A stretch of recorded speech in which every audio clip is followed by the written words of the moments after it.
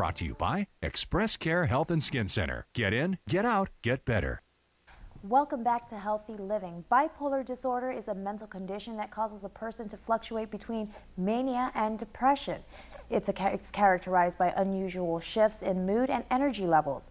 Joining me to shed light on this disorder is ExpressCare's Dr. Jitka Lom. Hi, Doc. Hi, Jolene. Nice to see you. Yeah, thank you for being here. Now, can you share with us what is bipolar disorder and what are the symptoms? Well, it's a very common mood disorder. So in the mood disorders, we have things like depression, okay? Bipolar, you hear the word bipolar. There's two extremes. And the people that have this disorder, which is about 1 to 2% of the population worldwide, they oscillate between severe depression and also mania. Depression, many people understand. We're more familiar with it because many people have just unipolar depression. But in bipolar, they alternate between that state and a high energy state of mania, where it's extreme. They're talking very rapidly. They can't sleep. They are so active. They're extremely overjoyed and elated in their mood. They're sometimes very fun to be around. Their speech is very pressured.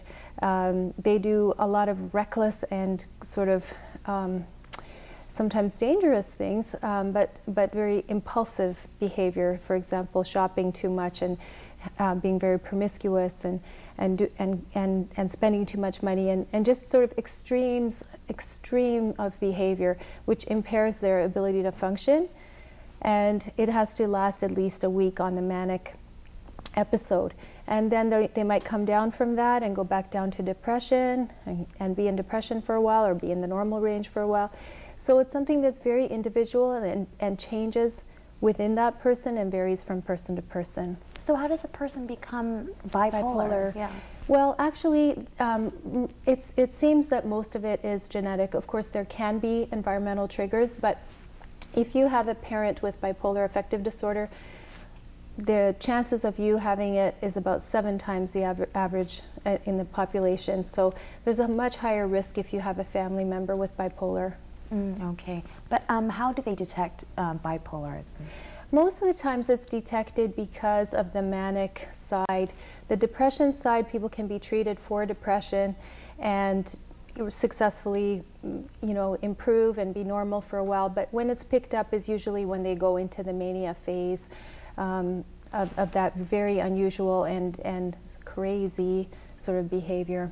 Okay, so what are the different types of bipolar disorder and how does a doctor determine which one they have? Yeah, so there's 2 types. There's bipolar 1, where they are really, again, going to the extremes from depression to real mania, which is impairing their ability to function. They can't work, they can't have normal relationships.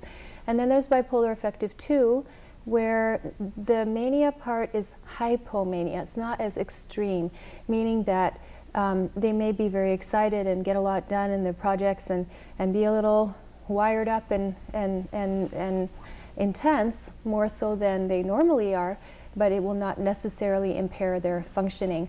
And so that one is sort of less severe, and the extremes are not as bad. Okay, so what are the treatments for this disorder, and what are the, I guess, the side effects, if there are any? Right.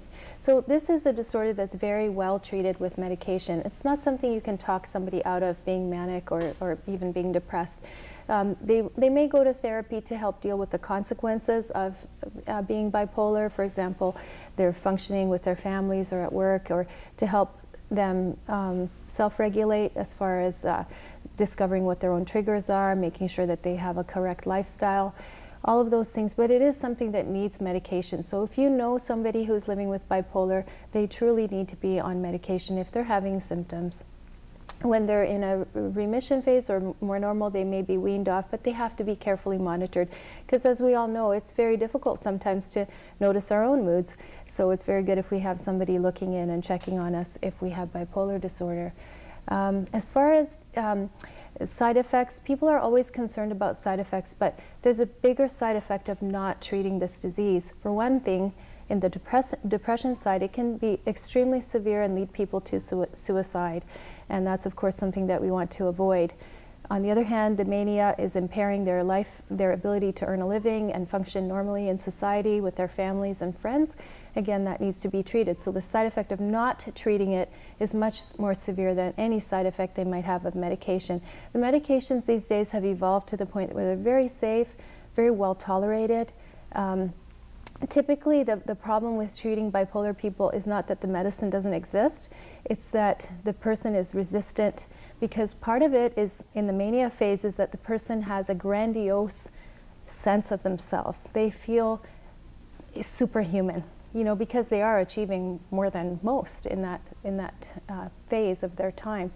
So sometimes people are non-compliant, they don't take their medicine. Another reason why the family should be involved with a psychiatrist or therapist to help them stay on their medicine. Okay, so what should a person who is living with a person that does have bipolar do, and how do they cope with the change in attitudes and the ups and downs? Stability. We all crave stability, and it's very difficult if you're living with somebody with bipolar affective disorder. So understanding the disease, a support group would be very helpful, and just understanding that this isn't something that the person can control. Some of their behaviors they are responsible for, but the mood swings and so on, it's really very difficult for them to control that. And I think we saw that with Robin Williams when he took his own life, and from the outside his life was so perfect and wonderful, and yet with all of those resources he was still not able to overcome this disease. And that's what people need to know, is it's serious mental illness. It's not something that can be sort of shrugged off or ignored. Thank you, Doc. You're welcome. Well, stick around, because